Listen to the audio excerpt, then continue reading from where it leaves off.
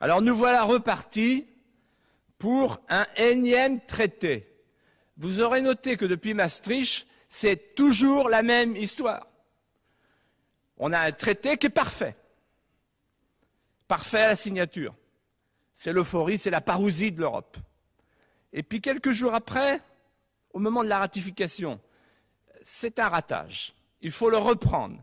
Il faut travailler sur un nouveau traité. Et puis, chaque nouveau traité est très vite qualifié de nouveau ratage, et chaque nouveau traité devient un avaloir sur le traité suivant. Ce faisant, jamais on expose le vrai problème de l'avenir de l'Europe, qui est aujourd'hui, me semble-t-il, engagé dans 3 contresens historiques. Premier contresens, sur le périmètre. Est-ce qu'on fait l'Europe ou l'Eurasie avec la Turquie? Deuxième contresens, sur le projet. Est-ce qu'on fait l'euro-atlantique ou est-ce qu'on fait une Europe indépendante, fondée sur l'indépendance des nations et en particulier la France? Troisième contresens, sur l'architecture. Est-ce qu'on continue avec l'Europe des eurocrates ou est-ce qu'on fait enfin l'Europe des peuples? Au lieu d'examiner ces contresens et d'y répondre, nous nous trouvons devant une sorte d'impératif catégorique. Se tenir à l'abri des regards indiscrets du peuple qui ne comprend plus. Absence d'explication, absence de consultation. L'Europe de Bruxelles n'est plus populaire. Ce n'est plus le peuple qui a peur de l'Europe de Bruxelles, c'est l'Europe de Bruxelles qui a peur du peuple, c'est-à-dire de son suffrage. Elle avance, cette Europe de Bruxelles, selon des principes prudentiels, selon la bonne vieille technique de l'empilement, pour rendre les choses inextricables et empêtrer les Gullivers du commentaire. 3 principes prudentiels, continuer comme avant. Deuxièmement, éviter les rencontres avec les Français. Et troisième principe, empêcher que le grondement ne s'exprime dans les urnes. Alors ça donne quoi concrètement? Premièrement, éviter qu'il y ait à l'occasion des élections européennes un débat national sur l'Europe, exprimant par exemple un fort courant d'euroscepticisme. Alors on casse le thermomètre, c'est fait, c'est du beau travail. On dénationalise le scrutin, on l'éclate en scrutins régionaux pour le dénationaliser et le dépolitiser.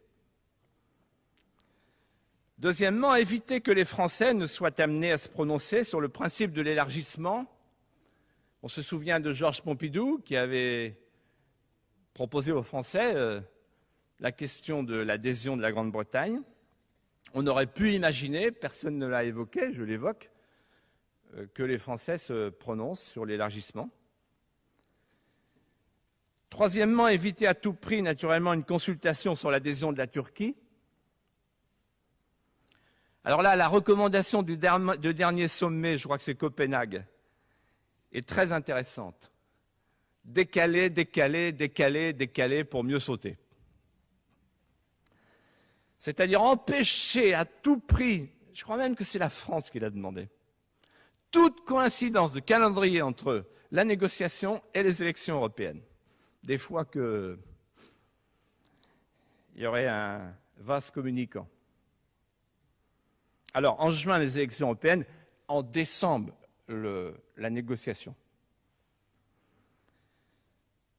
Éviter, quatrièmement, à tout prix, un référendum sur la Constitution. Mes chers collègues, vous le savez très bien, il n'y aura pas de référendum sur la Constitution. Mais au fait, puisqu'on est au Parlement, je me suis posé une question en préparant ce propos. On n'aurait pas pu envisager que le Parlement français soit saisi, consulté sur le projet de texte constitutionnel, puisqu'en fait, ces représentants méritants, talentueux, n'ont jamais reçu de mandat explicite les enjoignant de rédiger non pas un simple traité, mais une constitution. Quant au peuple, il ne sera consulté qu'à une seule condition, que le vote soit acquis. Et là, les questions qui se posent, vous les connaissez, elles traînent tous les jours dans la presse. Est-ce que les moyens de propagande suffiront ? Et est-ce que l'accord entre l'UMP et le PS sera plus heureux que pour la Corse ? Pas sûr. Donc, nous sommes dans l'expectative. Il n'y aura pas de référendum, mais après tout, les élections européennes tiendront lieu d'élections référendaires.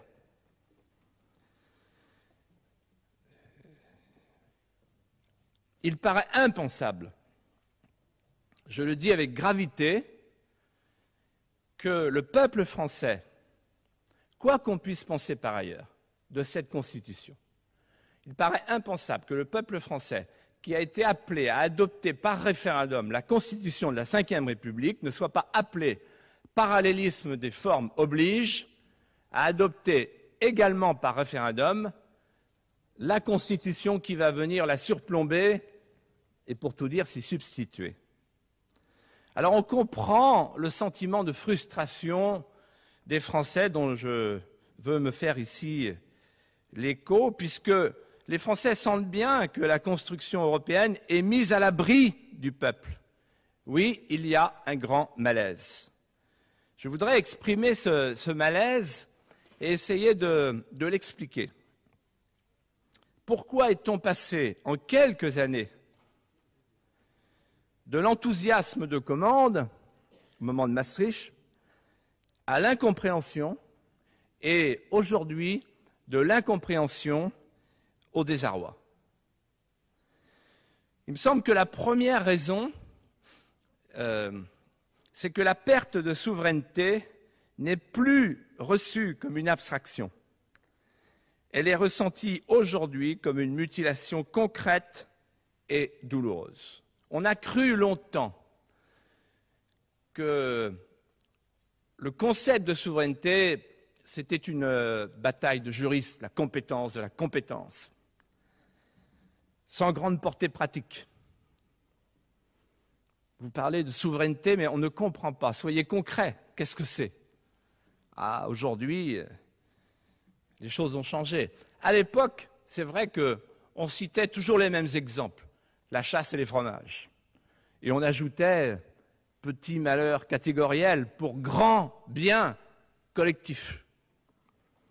Mais maintenant, il suffit de tendre la main sur l'étagère, au jour le jour, il y en a sur tous les rayons, chaque jour, apporte son lot de brimades, son lot de mépris, son lot de morgue. Des commissaires, ayatollahs. Mutilation concrète de nos libertés. La souveraineté, c'est comme la liberté, c'est quand on en est privé qu'on en mesure le prix. On peut, là, dresser un petit inventaire rapide. Pour les ouvriers d'Alstom, de Bulle, de Péchinet, pour les ouvriers de France aujourd'hui, depuis la dernière intervention du commissaire Monti, ils savent ce que ça veut dire que la souveraineté industrielle. Ça y est, on sait. Les commissaires thaumaturges, dont la marotte obsessionnelle est de fusionner les nations et de fabriquer de main d'homme un peuple unique, de subordonner et d'humilier les États, se sont mus depuis quelques semaines, depuis quelques mois, en prenant confiance en commissaires fossoyeurs, prédateurs. Ils font prévaloir aujourd'hui la logique des règles quand ils le peuvent, pas cette nuit. La logique des règles sur la logique des hommes. Je reprends là l'expression, je crois, de M. Raffarin, qui, dans une confession touchante sur TF1, il y a peu de temps, a confessé son souverainisme budgétaire en disant « Je préfère la logique des hommes à la logique comptable, la logique des bureaux ». Comme il avait raison. La souveraineté culturelle. J'étais là, tout en haut de l'hémicycle, et j'écoutais, il y a une semaine, le talentueux Philippe Auberger. Il évoquait le groupe Editis et le groupe Hachette, qui sont suspendus pour leur avenir, si j'ai bien compris, à l'arbitrage des commissaires. Je le cite, après l'avoir bien écouté. Le groupe Editis devait être racheté au printemps dernier par le groupe Hachette, mais l'opération a été soumise à la Commission européenne, qui a publié il y a une dizaine de jours un mémorandum relevant 12 objections sérieuses à cette fusion. Il y a donc un risque, il s'adressait au Premier ministre, que ce groupe très important pour le pluralisme de l'édition en France se désagrège, voire passe sous contrôle étranger. Et il évoquait les fonds de pension américains. Et il pose la question, qu'allez-vous faire? Que faire? Puisque ça n'est plus à nous de faire. La souveraineté fiscale. Tous les restaurateurs de France savent ce que ça veut dire, la souveraineté fiscale avec la TVA pour les restaurateurs. Une promesse du président de la République qui n'a pas pu être tenue. La souveraineté budgétaire. Avertissement, sanctions, amendes. Le budget de la France et de l'Allemagne qui devait être mis sous curatelle budgétaire, comme les travailleurs sociaux dans les maisons de retraite, parfois, dans les cas extrêmes, mettent sous curatelle les très vieilles personnes qui ont perdu la tête. Ça a failli nous arriver cette nuit. Et puis l'Allemagne et la France se sont rebellées. La bureaucratie bruxelloise veut imposer des règles absurdes. Elles sont inapplicables. Aujourd'hui, la France et l'Allemagne font sauter la banque. Un mort, le pacte de stabilité. La souveraineté alimentaire. On a parlé récemment dans le Nouvel Observateur du souverainisme alimentaire. La Commission propose d'autoriser les OGM. Le Conseil freine. Il résiste. Pour combien de temps? Pour combien de temps encore pourra-t-on préserver nos assiettes de ce que les Anglais appellent la nourriture Frankenstein? Est-ce que la règle à Bruxelles, c'est que ce soit toujours les mêmes qui gagnent, c'est-à-dire les grands semenciers, les multinationales agrochimiques du Gaucho, du Régent, etc. Le souverainisme se décline de 1000 manières. Je suis souverainiste, cela veut dire, Monsieur le ministre, je n'accepte pas d'être livré aux forces du monde qui viennent briser un à un mes attachements vitaux. Je n'accepte pas que ce soit les forces du monde qui me disent ce que je dois manger, ce que je dois penser, ce que je dois dire. La souveraineté agricole. La France a cédé à Luxembourg. Le ministre Guémard en a été mari. C'était en juin 2003. Pourquoi elle a cédé? Parce qu'elle ne pouvait pas ne pas céder puisque la France a perdu son droit de veto, tout simplement. Et que quand vous n'avez plus votre droit de veto pour protéger vos intérêts vitaux, vous n'avez plus que des banderoles pour manifester et vos yeux pour pleurer. L'Europe a capitulé devant l'Amérique avant le sommet de Cancun en acceptant de démanteler par avance la politique agricole commune. C'est d'ailleurs un chassé-croisé inattendu que je soumets à la réflexion de Mme Lenoir. Car ce sont les souverainistes qui auront été les derniers défenseurs de la préférence communautaire, c'est-à-dire du marché commun agricole, alors que ce sont les eurofédéralistes qui l'auront livré aux lois erratiques d'un marché mondial dominé par l'Empire américain. La commission de plan Fischer en plan Fischer, d'affaiblissement de la pêche en marginalisation de notre agriculture, défait consciencieusement les politiques communes qui ont fondé l'Europe. Le marché commun agricole incarnait une volonté stratégique, la souveraineté alimentaire de l'Europe. La France s'est éteinte, elle ne pouvait pas faire autrement, pas de veto, et l'Europe s'est exécutée. Or, le découplage entre le revenu et le travail, M. Charette sait très bien cela puisqu'il rencontre tous les jours des agriculteurs dans un département voisin, comme M. Hérault dans un département voisin. Qu'est-ce que disent les agriculteurs? Par-delà leur sensibilité, ils disent que le découplage entre le revenu et le travail brise le lien entre l'effort et la récompense, que c'est un système soviétiforme, parce qu'il sépare le travail de la rémunération. C'est un système humiliant pour les travailleurs de la terre comme pour les travailleurs de la mer. Alors, merci, messieurs les commissaires. Monsieur de Charette, quand vous êtes dans le Maine-et-Loire, à mon avis, vous avez un autre discours sur la question de l'Europe agricole. En tout cas, je vous le conseille. Moi, voilà ce que j'entends. Mon voisin qui est agriculteur, voilà ce qu'il m'a dit. Hier, exploitant agricole, demain, jardinier sauf-causien. Hier, pêcheur de poissons, aujourd'hui, pêcheur de fioul. Hier, semeur de récolte, demain, producteur de formulaires. C'est vrai que c'est un changement de métier. Comme dirait le président de la FNSEA, il va falloir s'adapter.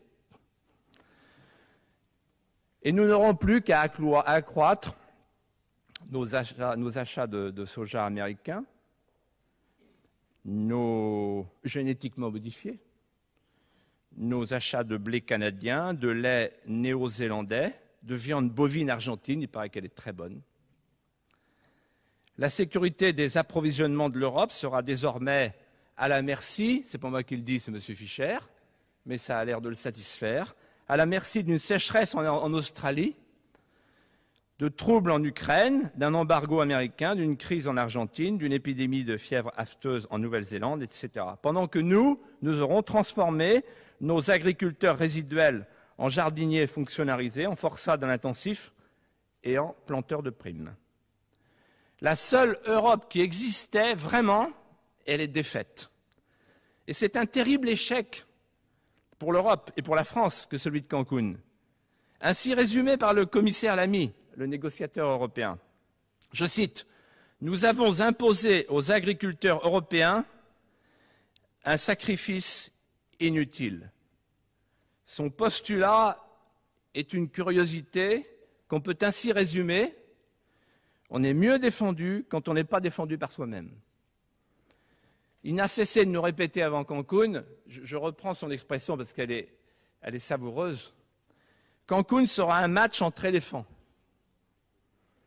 Il y aura l'éléphant américain, il y aura l'éléphant du groupe de Cairns, et il faut que l'Europe, ça soit un éléphant. Malheur à qui ne sera pas un éléphant, c'est lui qui parle. Il risque d'être piétiné.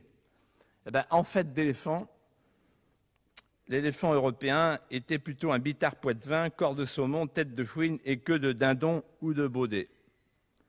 Car l'improbable synthèse de positions totalement divergentes entre adversaires et partisans de la PAC a fait qu'on a fait un sacrifice en Europe pour rien. Depuis 1992, depuis Maastricht, date à laquelle l'Europe et le monde sont entrés dans la logique libre-échangiste, mortelle, la logique du mondialisme sauvage, dont l'Europe ne se fait pas un écran, mais un relais. Le bilan est celui-ci. Chaque jour, 500 exploitants agricoles quittent la terre en Europe. Chaque jour, 5000 paysans pauvres meurent de faim dans le tiers-monde. C'est un désastre. Je passe sur la souveraineté maritime, non sans avoir dit, étant très concerné par les problèmes de la marée noire dans mon département, que depuis l'Erika et depuis le Prestige, aucune mesure sérieuse n'a été prise, sauf l'interdiction des bateaux à simple coque. C'est normal, ça ne se fabrique plus. Donc l'Europe prend des décisions sur le vide. Mais pour le reste, aucune. Sur la co-responsabilité affréteur-armateur, aucune. Sur l'interdiction des pavillons de complaisance, aucune. Et pourtant, il y a eu une décision importante de prise. Une. Elle a été prise par M. Chirac et M. Aznar. L'accord de Malaga, en novembre 2002. C'est une décision qui, d'ailleurs, n'est pas conforme au droit européen, qui consiste à repousser les navires poubelles à 200 000 nautiques des côtes. Mais quand vous regardez bien, avec un peu de hauteur, de quoi s'agit-il? Il s'agit d'une coopération interétatique, au sens où M. de Villepin parlait si justement tout à l'heure de la démarche iranienne, c'est-à-dire l'Europe de la coopération interétatique, qui ne passe pas par Bruxelles. Donc la seule décision efficace qui a été prise depuis l'Erika le Prestige, c'est une décision de l'Europe interétatique, celle que j'appelle de mes vœux, et celle que vous pratiquez, Monsieur le Ministre, quand vous voulez être efficace. celle que pratiquait M. Sarkozy à La Baule lorsqu'il a réuni ses collègues pour examiner les problèmes de sécurité, parce que ce matin-là, il voulait être efficace. La perte de la souveraineté, c'est une mutilation concrète, et cette mutilation concrète est aujourd'hui, pour les Européens, un sujet de perplexité. Moi, je me souviens très bien à Maastricht, on nous a dit, et depuis 10 ans, l'Europe, c'est comme l'huile de foie de morue pour les enfants. C'est forcément un peu désagréable quand on l'avale. Mais c'est bon pour la santé. Petite cuillerée pour Giscard, petite cuillerée pour Delors, petite cuillerée pour Mario Monti. Aujourd'hui, une petite cuillerée pour Romano Prodi, parce que c'est dur, ce qui s'est passé cette nuit. Et puis voilà. Le problème, c'est qu'aujourd'hui, les Européens de l'Euroland, qui ont ingurgité l'huile de foie de morue européenne de Bruxelles, regardent autour d'eux, ils sont soumis à la potion de l'euro, et ils découvrent avec le vote suédois qu'on peut être européen, prospère et libre. Ça, c'est extraordinaire. Les 3 pays qui ont refusé l'euro ont 2 fois plus de croissance et 2 fois moins de chômage. Ça veut dire qu'il y a 2 Europes possibles. L'Europe du carcan et du chômage, l'Europe de la prospérité et de la liberté. C'est terrible, parce qu'on peut être européen sans être anti-européen. Comment dirait-on aux Suédois, vous êtes anti-européens? On ne va pas les exclure quand même. On ne va pas les punir parce qu'ils sont prospères et libres. Ça s'appelle la preuve par 9. Et je dirais que cette perte de souveraineté, si on y regardait de plus près, il me semble qu'on y verrait là une cause de ce que beaucoup de gens appellent notre déclin, peu importe le mot. On pourrait parler de désarroi tout simplement. Parce que la perte de souveraineté, c'est une perte de la liberté, au sens du pouvoir, mais c'est aussi une perte de l'unité, de la mémoire et de la transmission. La crise de l'éducation nationale aujourd'hui, est-ce que ce n'est pas parce qu'on ne peut plus prononcer le mot national? Qu'est-ce que ça veut dire aujourd'hui, éduquer, quand on considère que la nation est un obstacle à la fraternité cosmique? Est-ce que éduquer, c'est simplement assurer une sorte de paix bancale entre les alvéoles ethniques sur fond de vagues droits de l'hommisme? Un professeur me disait hier, chaque matin, lorsque je reçois mes élèves, je vois des enfants aux yeux boursouflés, dont les nouveaux modèles ne sont plus Hugo ou Pasteur, mais les milliardaires footballeurs expatriés, les rêveurs et les lofters, Joestar et Noir Désir. Comment voulez-vous qu'on éduque? Comment voulez-vous qu'il y ait une éducation nationale quand il n'y a plus de nation? Quand on explique à des générations entières qu'elle est vouée à disparaître, à se fondre dans un magma plus large. C'est la raison pour laquelle, si on voulait faire quelque chose d'utile dans ce débat sur l'éducation, on pourrait réintroduire dans les programmes une matière aujourd'hui disparue, la France.